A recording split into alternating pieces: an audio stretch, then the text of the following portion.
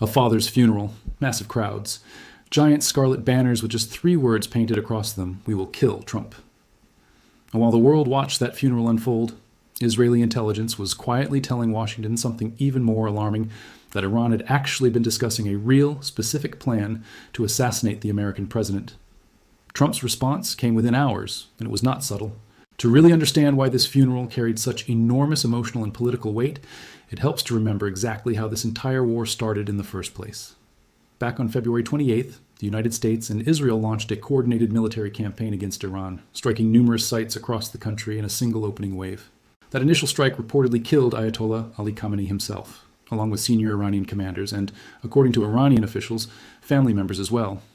For a country that had been led by the same supreme leader for decades, losing that figure in a single strike represented an enormous, unprecedented shock to the entire political and religious structure of the Islamic Republic. The funeral that followed, months later, was never going to be a quiet, contained event. It was always going to become a massive public display of grief, anger, and defiance, playing out across multiple cities and even crossing international borders into Iraq. Let's be precise about whose funeral we're actually talking about here, because this detail matters enormously for understanding the story correctly.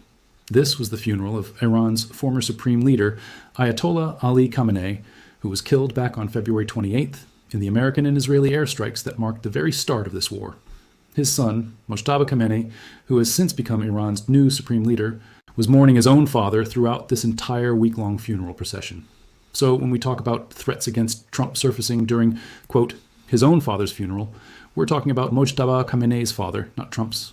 This was Iran's new leader burying his own dad, all while crowds around him openly called for the death of the American president who launched the strike that killed him. The choice of route for this funeral procession was itself deeply symbolic. Najaf and Karbala, both located in neighboring Iraq, rank among the holiest sites in all of Shia Islam, drawing millions of pilgrims from across the region in ordinary times, routing a supreme leader's funeral procession through these specific cities before finally reaching the Imam Reza shrine in Mashhad for burial, tied Khamenei's death directly into centuries of religious tradition and mourning ritual, elevating what was already a politically charged moment into something with deep spiritual resonance for millions of Shia Muslims well beyond Iran's own borders. The funeral procession itself stretched across multiple countries and multiple days.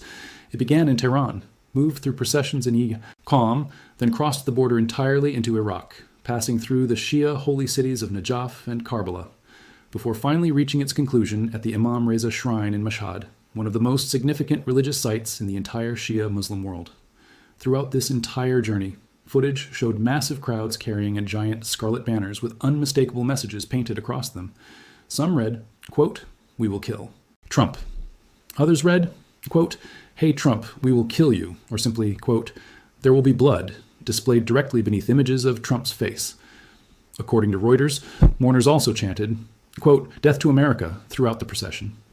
These were not subtle, coded threats. They were direct, public filmed messages broadcast to the entire world. Mojtaba Khamenei's own position throughout all of this deserves closer attention too, because his rise to the role of supreme leader happened under genuinely extraordinary circumstances. He was reportedly wounded himself during the very same February 28th airstrikes that killed his father, and according to reporting, he has not appeared in public at all since that initial attack. That means Iran's new supreme leader effectively took control of the country while recovering from injuries sustained in the same strike that killed his predecessor, all while never once appearing publicly throughout the entire lengthy funeral procession, honoring his own father.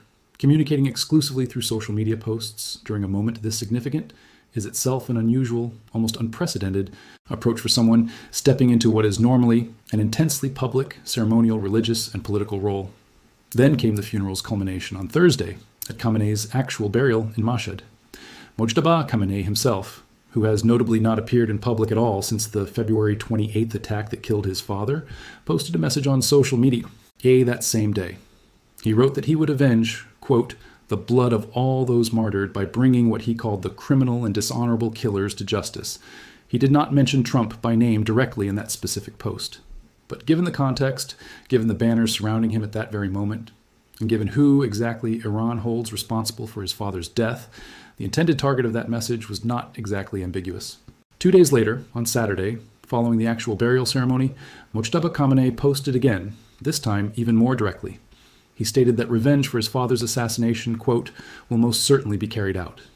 He added a specific chilling detail too, saying that these individuals, quote, will take to their graves the unfulfilled wish of dying peacefully in their beds. He continued, stating that whether he himself is alive or dead, that revenge, quote, will be accomplished, and that soon, quote, freedom-loving people throughout the world will each carry out part of this divine mission. There is an important historical echo running underneath all of this too, one that Iranian officials themselves have referenced directly.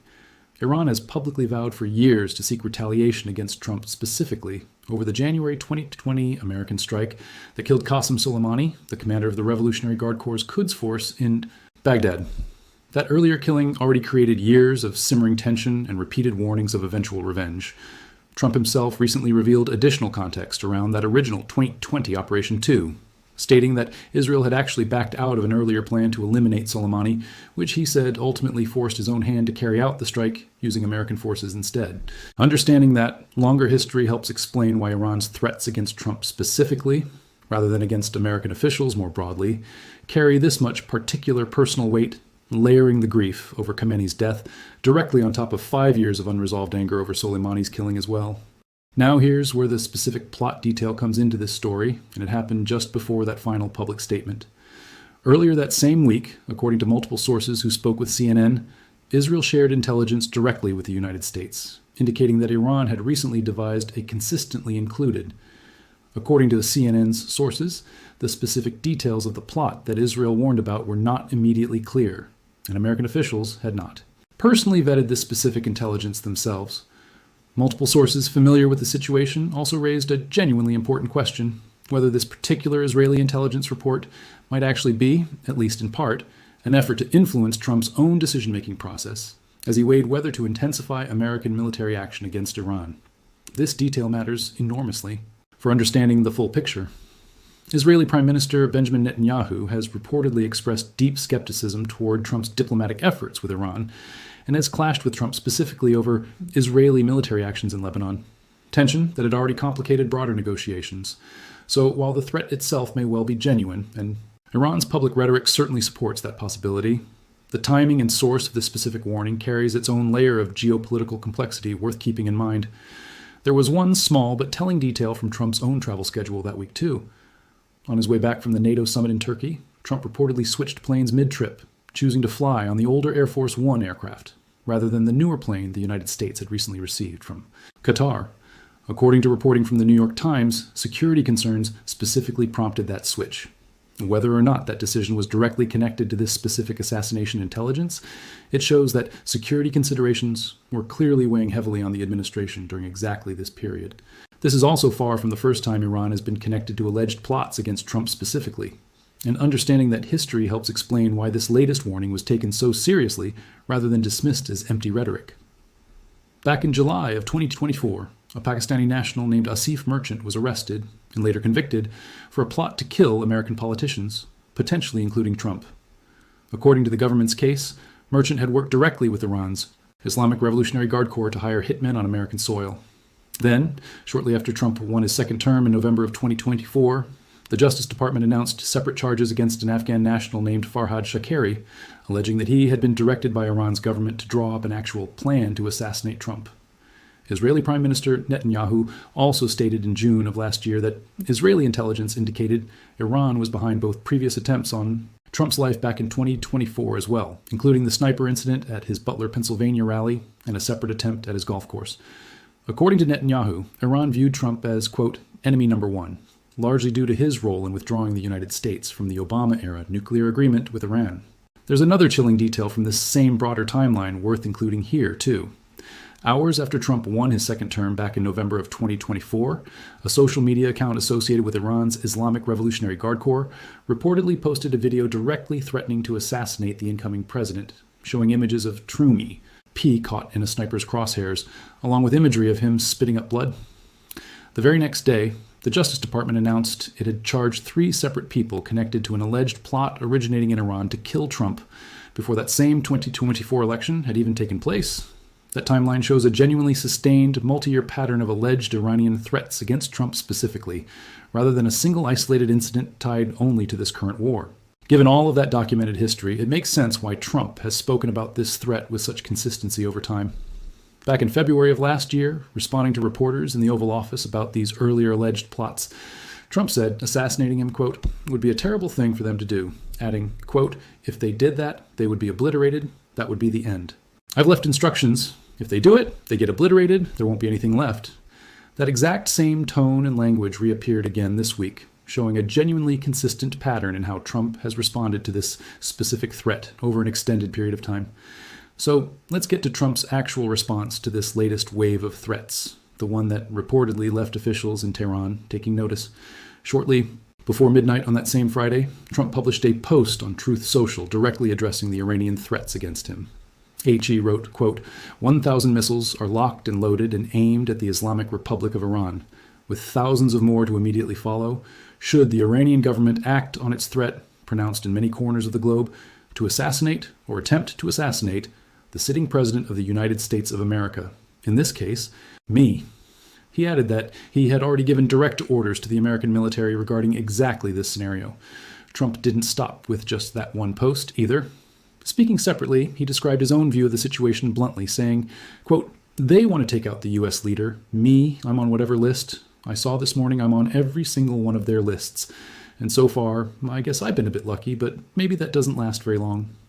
He went on to describe Iranian leadership as, quote, evil, sick people, adding, quote, we have to root out that cancer. You've got to cut out cancer early, and that's the way I feel. At the NATO summit itself, he had already told reporters directly that he considered himself, quote, number one on the kill list for Iran, adding in a separate interview with the New York Post, quote, I've been on their list for a long time. That's what we're dealing with. I've left instructions, if anything happens, to just literally bomb them at levels that they've never seen before. There is additional context worth understanding around Iran's specific complaint regarding the sanctions measure, too. According to reporting, Iran has insisted, in the 3 weeks since the original ceasefire deal was signed, that commercial ships are only entitled to safe passage through relevant waters if they specifically use a northern route, running through Iran's own territorial waters. That specific interpretation has become a genuine point of friction, with Washington and its allies generally expecting unrestricted passage through the broader strait, while Iran has pushed for shipping routes that keep vessels closer to Iranian-controlled waters specifically. This dispute over exact shipping routes, seemingly a narrow technical detail, has repeatedly become one of the flashpoints triggering renewed strikes throughout this entire conflict. Cancer early, and that's the way I feel. At the NATO summit itself, he had already told reporters directly that he considered himself, quote, number one on the kill list for Iran, adding in a separate interview with the New York Post. Quote, I've been on their list for a long time. That's what we're dealing with. I've left instructions, if anything happens, to just literally bomb them at levels that they've never seen before. There is additional context worth understanding around Iran's specific complaint regarding the sanctions measure.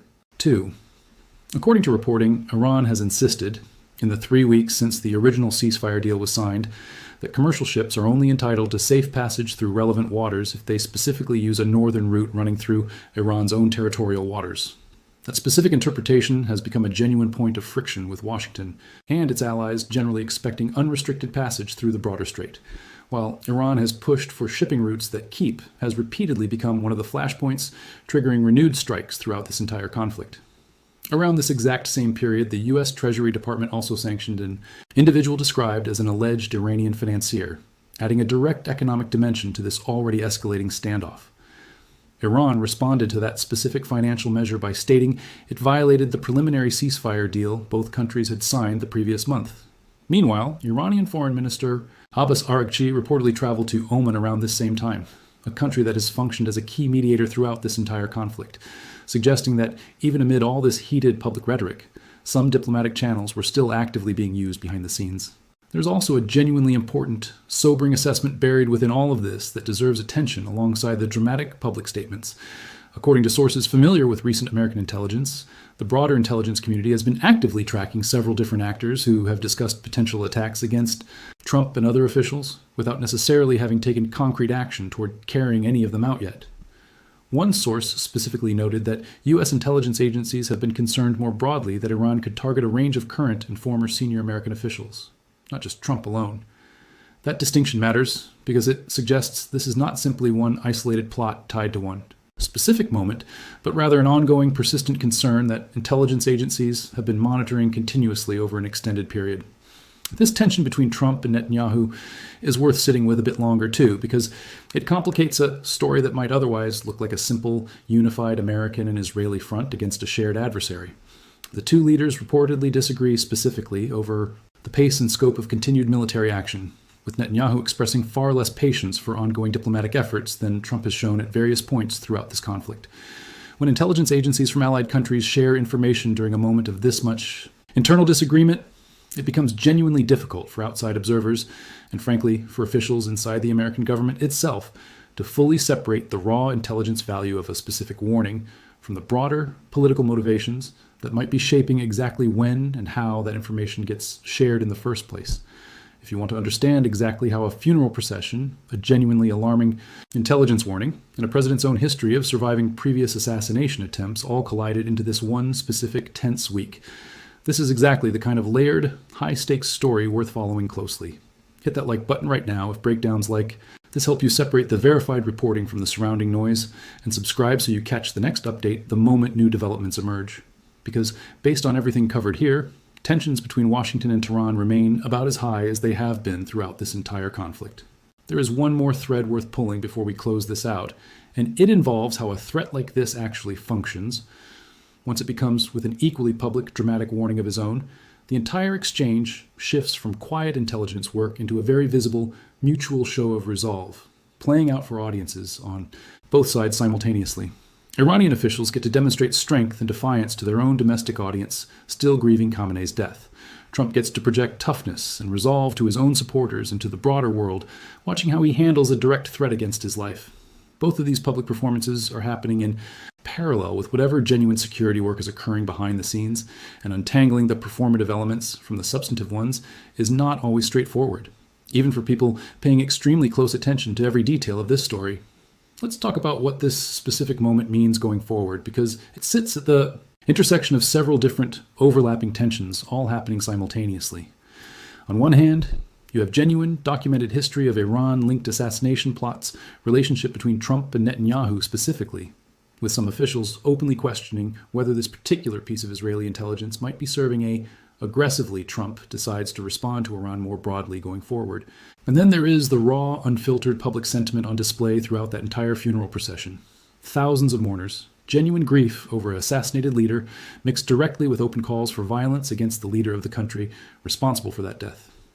That combination of authentic public anger and specific high-level intelligence warnings creates an environment where distinguishing between symbolic, emotional rhetoric and an actual operational threat becomes genuinely difficult, even for trained intelligence professionals, working with access to classified information that the rest of us simply do not have.